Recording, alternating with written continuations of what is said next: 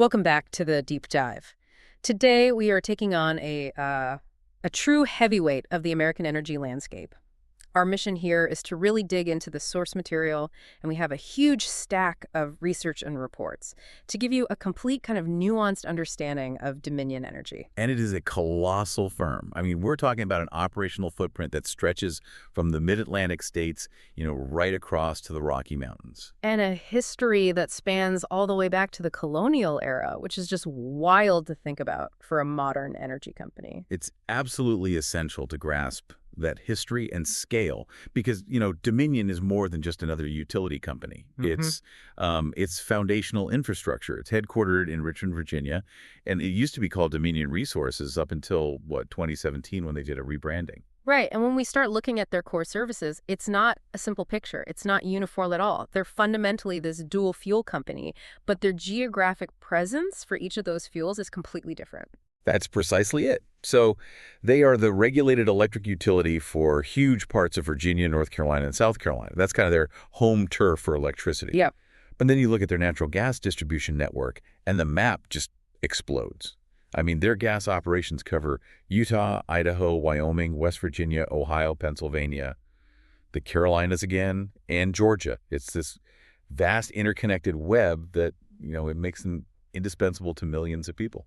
Okay, let's just jump right into that scale because the numbers here are frankly staggering, and they immediately tell you why this company has the influence that it does. We're talking about Dominion serving more than 5 million retail energy customers. And that's across the Midwest, the Mid-Atlantic, the Northeast. It's a huge swath of the country. And if you want to put that reach into a financial context, I was looking at the 2019 snapshot. Their revenue clocked in at $16.572 billion. Which is huge, but that's not even the most telling number. No. The really mind-blowing figure is their total assets, U.S. $103.823 billion. $103 billion in assets?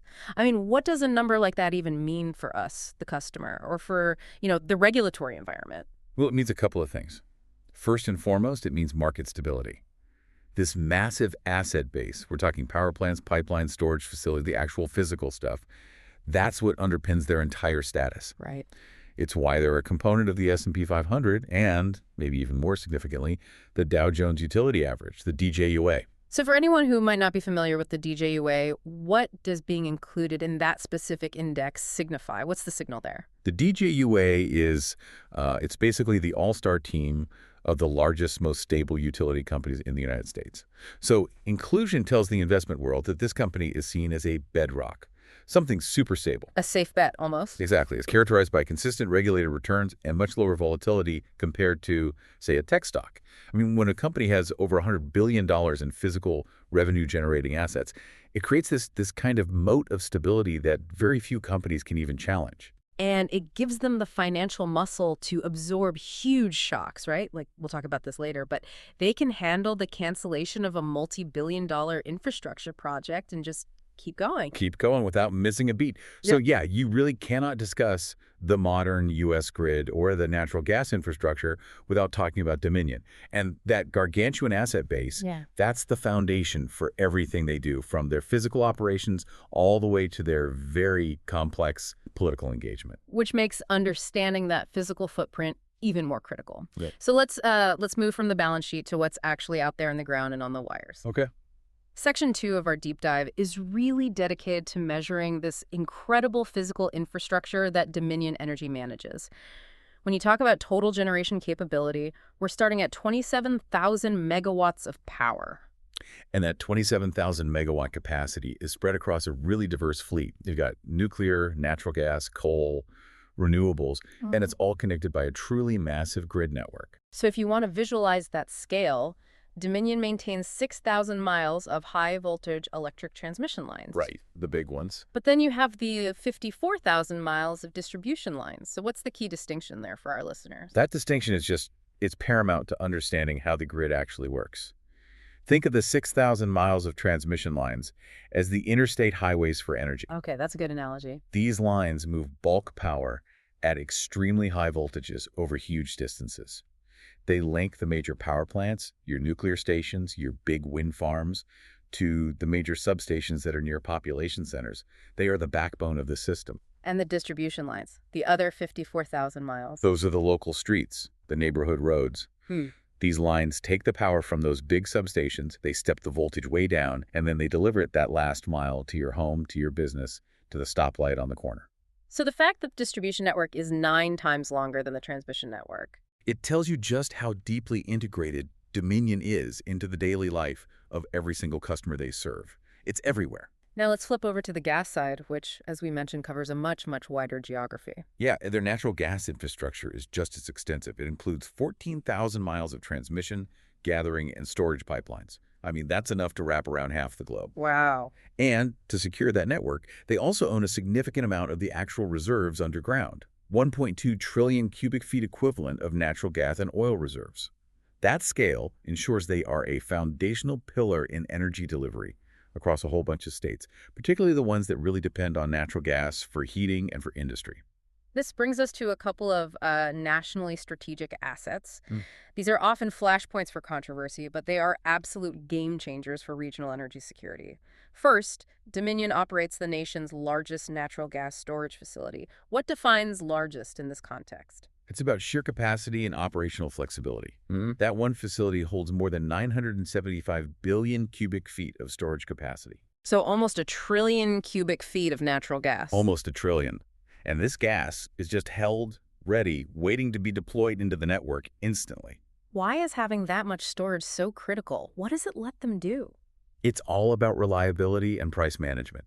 This massive capacity allows Dominion and its partners to manage the big seasonal swings in demand, especially during extreme cold snaps like a polar vortex, which can really strain supply chains. Right, when everyone cranks up the heat at once. Exactly. It provides this crucial buffer, making sure they can stabilize prices and maintain the flow of gas across their vast distribution network. It prevents major system failures during those peak demand moments. This capability is a core element of national energy reliability for that whole mid-Atlantic region. Okay, and the second major strategic asset, Cove Point. The liquefied natural gas, or LNG, terminal on the Chesapeake Bay. This is cited as one of the nation's largest and busiest facilities of its kind. Yeah, and Cove Point has this fascinating and kind of evolving history that really reflects the radical shifts in U.S. energy policy over the last couple of decades. It was originally built as an import terminal. To bring foreign gas in. Right, to bring it into the U.S. back when our domestic supply was tight. Mm. But because of the American shale gas revolution, its role has completely flipped on its head. So now it's an export terminal. Heavily utilized for export. While it still handles some imports, its primary job now is to take domestically produced natural gas, chill it down into a liquid form, and then load it onto these massive tankers for transport to international markets. So its very presence immediately links the local utility supply in Virginia or Maryland directly to global LNG prices and demands. Precisely. It turns Dominion into a key gateway for global energy supply dynamics right into the U.S. Northeast and Mid-Atlantic markets. It just demonstrates their role not just as a regional utility, but as an essential facilitator of global energy trade. Okay, let's move to their corporate structure. Dominion has 4 main operating segments that really define how they approach their business. And looking at these gives us some insight into their profit streams and their risk exposure. Let's start with the biggest one, Dominion Generation. This is the engine room. It's the massive core of the corporation. Dominion Generation, it generates the electricity for 2 primary uses. The first is for regulated sales in their core states, Virginia and North Carolina, where the rates are set by state commissions. Okay, the predictable part. The predictable part. The second is for wholesale markets, where they sell power into the competitive markets all across the Northeast and Midwest.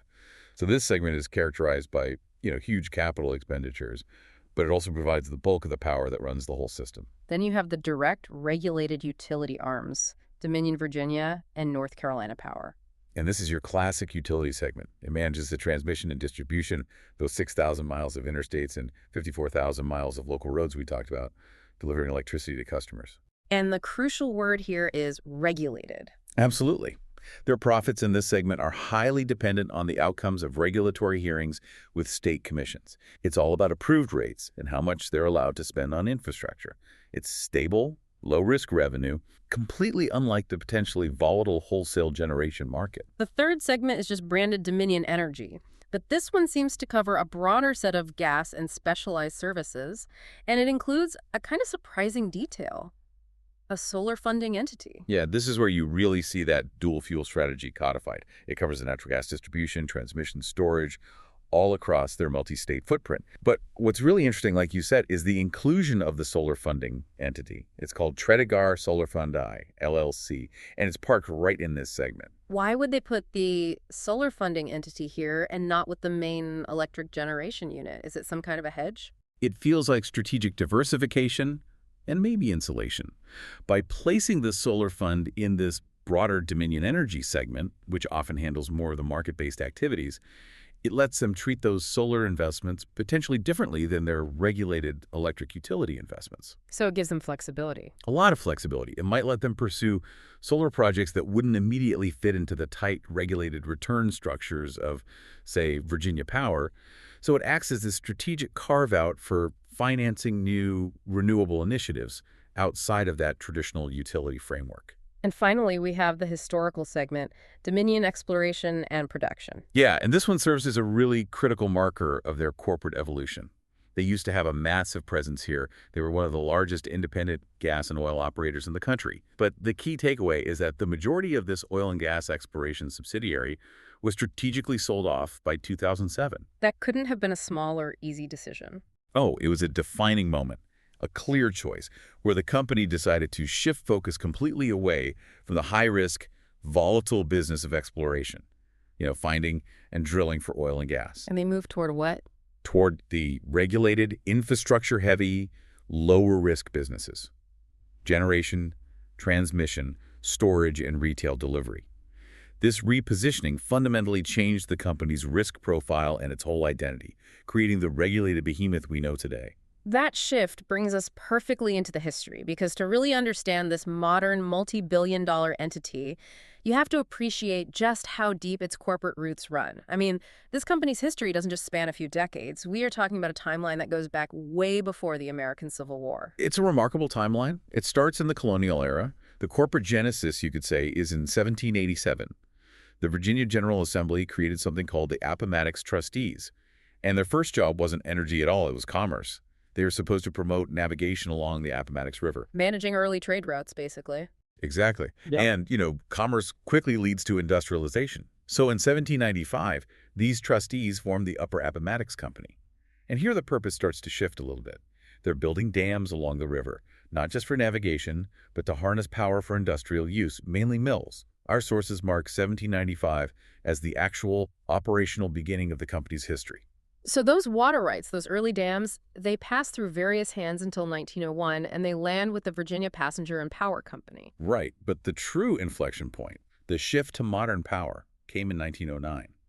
A guy named Frank J. Gould founded the Virginia Railway and Power Company, and he promptly bought the Virginia Passenger and Power Company. And that acquisition, that was the signal. That was the death knell of the old water power era and the full pivot toward electric utilities and, for a time, streetcar operations. Which sets the stage for what our sources call the VEPCO era. This is a defining period from 1925 to 1983. VEPCO, the Virginia Electric and Power Company, was established in 1925, and for decades it operated as a classic regulated monopoly. And as VEPCO, the company really established its territorial dominance. There was a major consolidation in 1940 when VEPCO doubled its service territory by merging with the Virginia Public Service Company. This created a regional giant. And then, a critical moment in 1944, they divested all their transit operations. A huge moment. They completely shed the responsibility of running buses and streetcars to focus purely on power generation and delivery. That's the moment that cemented their identity as a pure utility provider. So this regulatory environment, this regulated monopoly, it gave VEPCO immense power, but it also kind of restricted its growth potential, right? By the late 70s, the company was starting to look for ways to expand beyond the tight regulatory oversight of the State Corporation Commission in Virginia. Yeah, that pressure led to a major branding and structural change. By 1980, VEPCO started branding itself as Virginia Power and North Carolina Power for its operations in those states. And this internal rebranding was really the precursor to the massive corporate shift, the reorganization in 1983 into the holding company, Dominion Resources. Okay, so why was that shift to a holding company so crucial? A holding company structure is a complete game changer. It allows a parent company to own multiple, diverse subsidiaries. Some can be regulated, like Virginia Power, and others can be totally non-regulated, like energy trading or exploration. So it allowed Dominion to diversify its revenue streams. Exactly. Mitigate regulatory risk across different states and pursue growth opportunities that were just impossible under the constraints of the old single-state regulated VEPCO model. And that diversification, that fueled their strategic growth through the 80s and 90s. They expanded into both regulated and non-regulated energy, domestically and internationally. And our sources really emphasize that during this time, they established themselves as a world-class operator of nuclear power stations. Yeah, that reputation for operational excellence, especially in something as complex as nuclear, it gave them huge credibility and leverage for further expansion. Particularly in the gas market, the early 2000s saw two enormous gas acquisitions that completely redefined their portfolio. First one was in 2000, the purchase of Consolidated Natural Gas Company, or CNG, out of Pittsburgh. This was monumental. It brought in massive new natural gas service territories reaching these energy-intensive markets in the Northeast. And they quickly followed that up in 2001 by buying Louis Dreyfus Natural Gas Company, which further boosted their gas delivery network and added reserves. So within just 2 years, Dominion transformed from being a primarily East Coast electric utility to a major national dual-fuel provider of both electricity and natural gas. The strategy seemed clear. Yeah. Own everything, from the wellhead to the light switch. Yeah. But that model changed really rapidly with the 2007 refocus. After rebranding everything simply as Dominion in 2000, they made this definitive choice to get out of most of the Houston-based natural gas and oil exploration and production business. This decision, it really does require a deeper look because it seems to reveal the modern Dominion identity. I think so. Yeah. They chose to shed the high risk and the massive capital expenditure that comes with exploration and production. The business of finding and drilling for fuel. And instead, they decided to focus on the regulated, infrastructure-heavy delivery side of things. Generation, transmission, storage, retail sales. All the places where returns are predictable and, essentially guaranteed by regulators. So what was the scale of that strategic divestiture? We're not talking about a small sale here. Not at all. It was a massive, complex sale that generated nearly $13 billion in pre-tax proceeds. The sheer magnitude is impressive. Our sources detailed that the reserves were sold in these separate, complex deals to 4 different types of entities. Okay. Onshore U.S. reserves went to Lowe's Corporation and XTO Energy. Their Gulf of Mexico reserves went to the Italian multinational energy company, Eni, and their Canadian reserves were sold to 2 Canadian trusts. That transaction wasn't just a business sale, it was a wholesale repositioning of their risk management strategy on a global scale. And this restructuring, it really established the template for their future. Just constant strategic calibration through major mergers and divestitures, it's continued right up to the present day. Absolutely. In 2016, they acquired Questar Corporation, giving them a big presence in the western U.S., including parts of Utah and Wyoming. Then in 2019, they completed the acquisition of Scana Corporation, bolstering their presence in the Carolinas. But the truly fascinating part is the speed of the divestiture game that followed. It's this pattern of buy and then sell. This course and announces plans to sell a massive portfolio of its natural gas transmission and storage assets. To Berkshire Hathaway, of all companies, for an estimated $10 billion.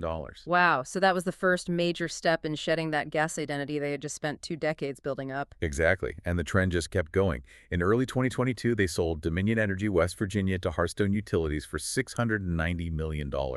It now operates as Hope Gas. And this all culminated in the most dramatic recent shift, the September 2023 agreement with Enbridge. This deal was massive. It signaled a near-complete exit from being a major national gas utility. Enbridge agreed to acquire 3 of Dominion's core gas entities, East Ohio Gas, Questar Gas, which Dominion had just bought in 2016, and Public Service Company of North Carolina, for a total enterprise value of $14 billion.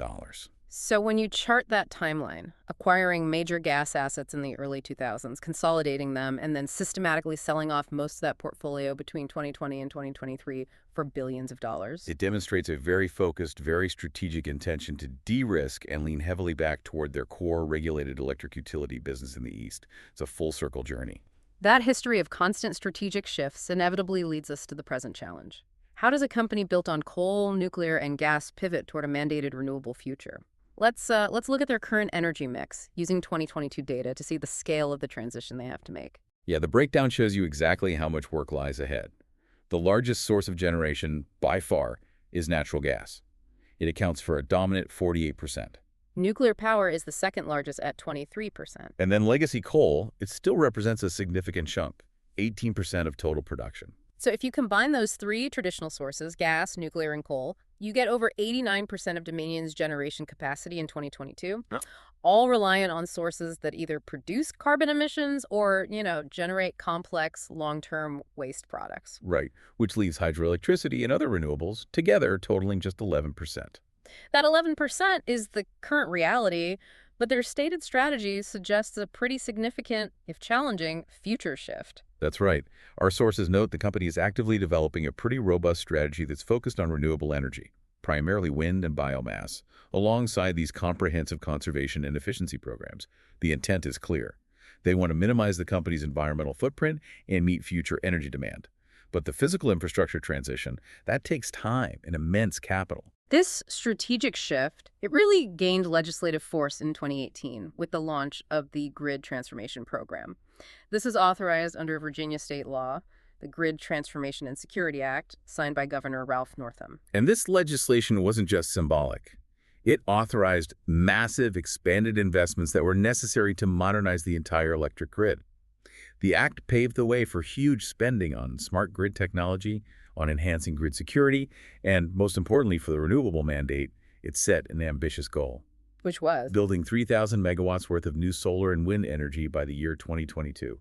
It committed Dominion, via a state mandate, to aggressively pursuing modernization and expanded renewables capacity. However, infrastructure development is always fraught with political and financial risk, and we have a very high-profile example of a failure in their expansion strategy, Right. the Atlantic Coast Pipeline. Oh, the ACP. It was intended to be a flagship project, a planned 600-mile natural gas pipeline, a joint venture with Duke Energy. It was designed to transport critical natural gas supplies from West Virginia south to population centers in Virginia and North Carolina. The industry saw it as crucial for regional energy transport. They broke ground in May 2018. But the moment construction began, it faced this intense, sustained opposition from a coalition of environmental and community heritage groups. They were arguing about the route's impact, about property rights, environmental damage, you name it. And that opposition proved to be relentless and ultimately fatal for the project. It was. They filed lawsuit after lawsuit, challenging every single permit and regulatory approval. The project was officially canceled in July 2020. And the reason they gave was the economic reality. Soaring cost increases due to the persistent legal challenges, primarily from those environmental groups. So this cancellation, a multi-billion-dollar project being scrapped because of legal hurdles, it really demonstrates the immense power of organized community and environmental opposition against major energy infrastructure in the U.S. It really does. Yet, almost at the same time, Dominion has been forging ahead with one of the most ambitious renewable projects in the entire country, a project that is a cornerstone of their future identity, the Coastal Virginia Offshore Wind, or CVOW project. CVOW is colossal. It's situated off the coast of Virginia, and when it's fully completed, it is designed to add more than 2,600 megawatts of clean energy to the grid. And to understand the physical scale here, they are planning to install 220 massive wind turbines. Capable of powering 650,000 homes at peak operation. It's a monster project. But this isn't just a big wind farm. It holds this historical and regulatory significance that sets it apart. Our sources highlight that this is the country's second offshore wind project, but crucially, it's the first utility-scale project of its kind to be installed in federal waters. Right, it's sited roughly 27 miles offshore. What's the significance of it being in federal waters? It means navigating a radically different and far more complex regulatory environment than nearshore state waters. So Dominion is moving very carefully. They've already placed 2 pilot turbines to demonstrate proof of concept, and the plan is for the entire 220 turbine fleet to be fully operational by 2026. This project is absolutely central to their clean energy transformation narrative. It's one of the largest planned investments in the company's entire history. And the commitment to this project is so deep that they're even building the specialized machinery that's necessary for the installation, which allows them to circumvent reliance on foreign fleets. That's a fascinating logistical detail, and it reflects a huge commitment. In December 2020, the keel was laid for the Charybdis. It's a novel Jones Act-compliant offshore WTIV that's a wind turbine installation vessel, and it's under construction at Keppel Amphil shipyards in Texas. For our listeners, what does Jones Act compliant mean for this vessel and for Dominion's strategy? Okay, so the Jones Act mandates that any goods transported between U.S. ports must be carried on ships that are built, owned, and operated by U.S. citizens. Building the Charybdis to comply with the Jones Act is an enormous multi-million-dollar investment. And it shows their long-term strategic commitment. Exactly. It means they won't be reliant on expensive waivers or the limited number of foreign-flagged vessels to build the CVOW project. By building their own vessel, they are solidifying their position not just as a power producer, but as an integral part of the emerging U.S. offshore wind supply chain. It creates a significant competitive advantage. So moving beyond the physical infrastructure and the energy mix, we really have to address the political reality of operating an entity this massive and this heavily regulated. The influence of the Dominion Political Action Committee, the PAC, particularly in Virginia politics, is well documented and very closely watched. Yeah, the PAC's activity really demonstrates the necessary and extensive engagement a regulated utility has to maintain to secure its business model. I mean, the sheer level of financial activity is significant. For instance, the PAC donated over $814,000 in 2009. And that number climbed dramatically. It reached over $1.27 million contributed to various political candidates and committees during the 2016 election cycle alone. Now, what's crucial to note is the PAC's strategy with those donations. Historically, it's been about bipartisan balance. In 2009, 56% went to Republicans and 41% went to Democrats. In 2008, it was nearly a perfect split, 50% to Republicans, 47% to Democrats. Which is a classic characteristic of a regulated monopoly, isn't it? It is. They cannot afford to alienate either political party. They need good relationships with whomever holds power, governors, legislative leaders, and critically, the regulators in the State Corporation Commission.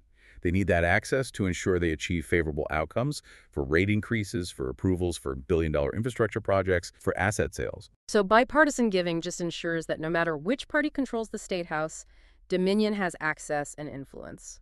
That's the goal.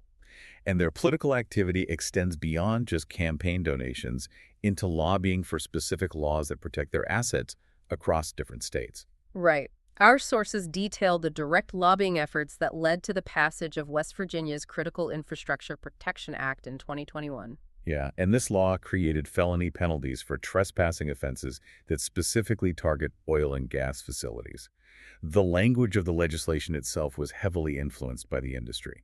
The law's sponsor, a guy named John Kelly, described the bill as having been requested by the natural gas industry. So it's very direct. It highlights the successful lobbying power Dominion and its peers have in securing legal protection for their vast and, frankly, vulnerable physical assets. On a different front, the company also engages in significant charitable and community initiatives.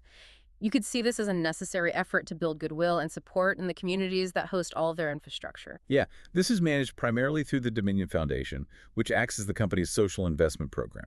And it provides a substantial sum, about $20 million annually, to charities across the states where Dominion operates. This consistency turns the company into a reliable institutional partner for regional nonprofits and other organizations. And they also make a concerted effort to recognize internal commitment.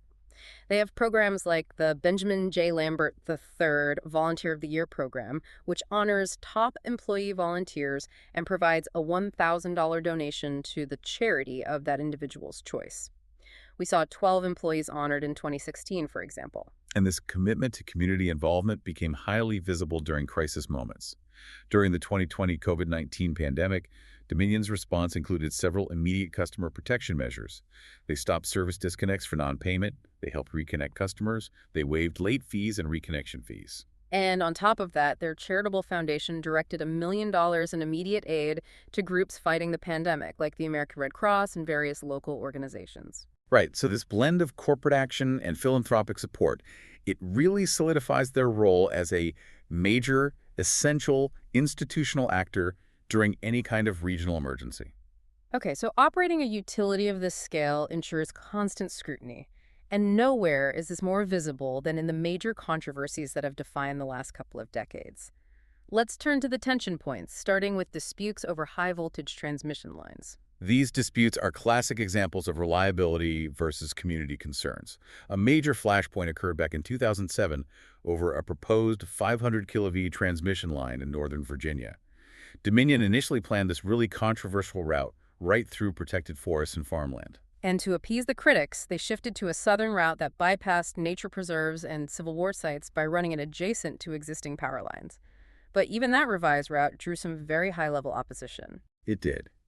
U.S. Congressman Frank Wolf and then Governor Tim Kaine remained opposed. And they raised the critical question of necessity. They argued that Dominion was primarily trying to import cheaper electricity from the Midwest for the wholesale market, not necessarily serving an immediate, critical reliability need for customers in Northern Virginia. But despite that significant political opposition, the proposal was ultimately accepted by the State Corporation Commission, the SCC, in October 2008. They affirmed Dominion's need for the line. Right. But the follow-up controversy, the one about the W&OD Railroad Trail 230 kV drawing, is perhaps even more telling about the public's ability to influence these regulatory outcomes. This was in February 2008. The SCC approved Dominion's plan for an above-ground line running 1.8 miles along a wooded section of the beloved W&OD Trail in Loudoun County. The utility insisted it was essential for regional power reliability. And the public and legislative response was immediate and overwhelming. Less than 3 weeks later, the Virginia General Assembly unanimously passed emergency legislation HB 1319. This legislation was a direct political intervention. Oh, completely. It mandated the underground construction of that specific section of the line as part of a 4-part statewide pilot program for subterranean transmission lines. That is a Construction began in 2008 on this 605 milliW coal-fired power station. And the controversy started before a shovel even hit the dirt, with the name itself. Environmentalists criticized the term hybrid energy center as a blatant attempt at, greenwashing. designed to make the plant sound environmentally friendly. Right. Even though it was designed to burn primarily coal, along with up to 20% biomass and waste coal known as GOB. However, the plant also had a critical defense.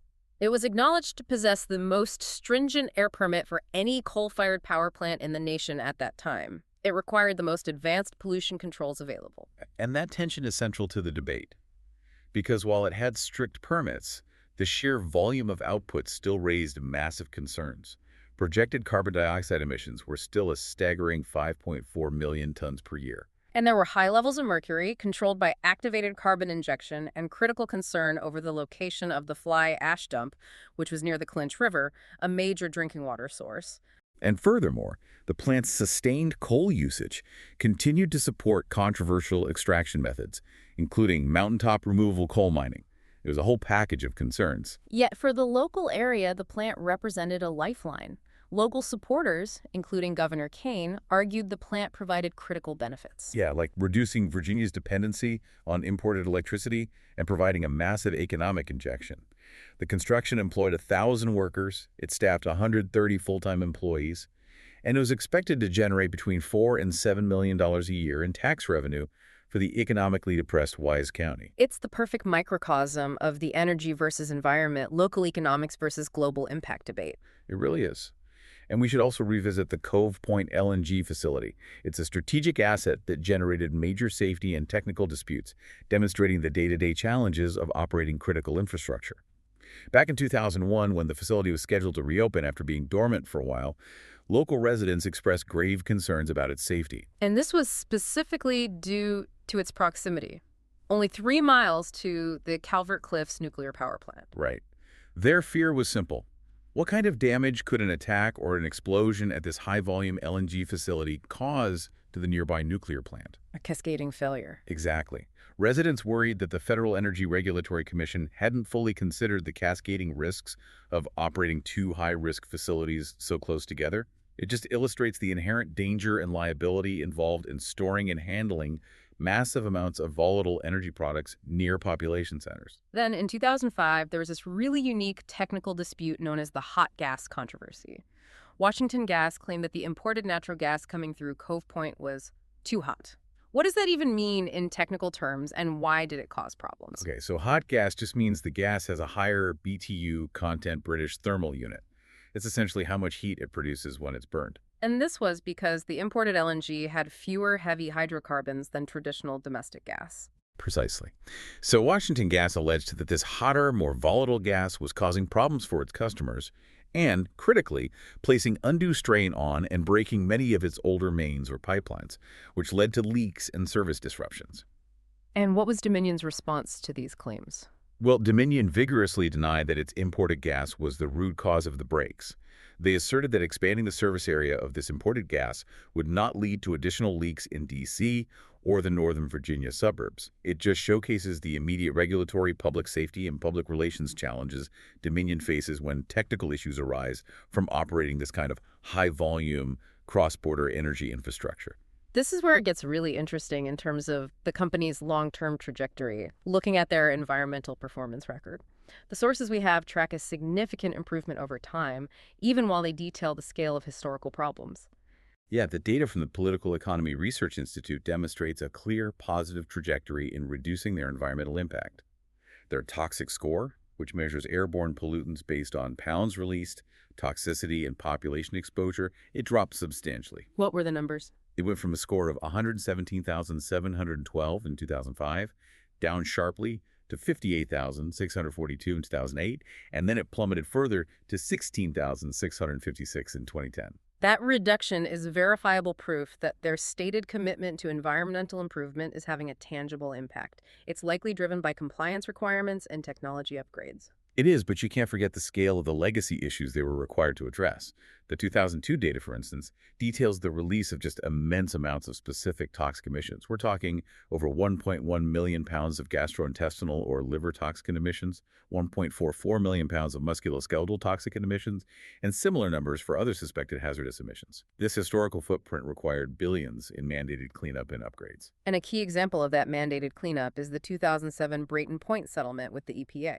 Yeah, that settlement required the former Brayton Point Power Station to install new closed-cycle cooling towers.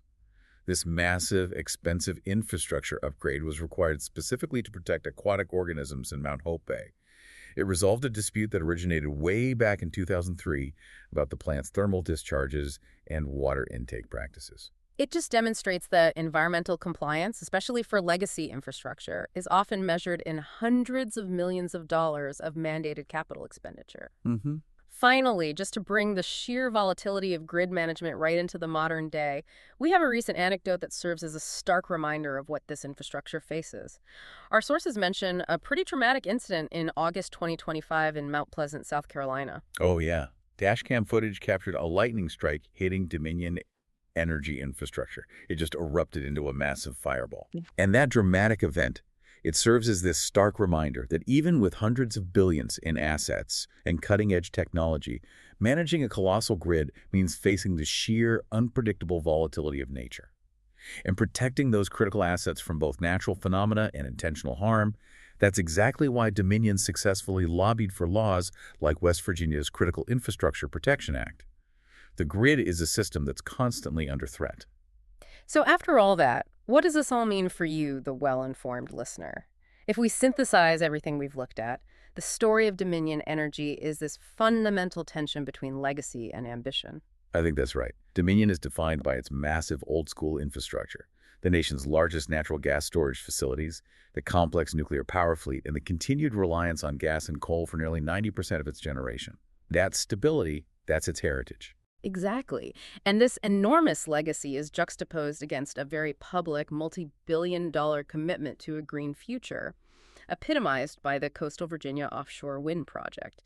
I mean, a project that requires them to build highly specialized Jones Act-compliant tools like the Charybdis vessel just to execute the transition. They are simultaneously an old-school utility behemoth and a leader in next-generation, high-stakes infrastructure development. And we also see the profound complexity of managing a regulated utility that's subject to intense multi-state scrutiny.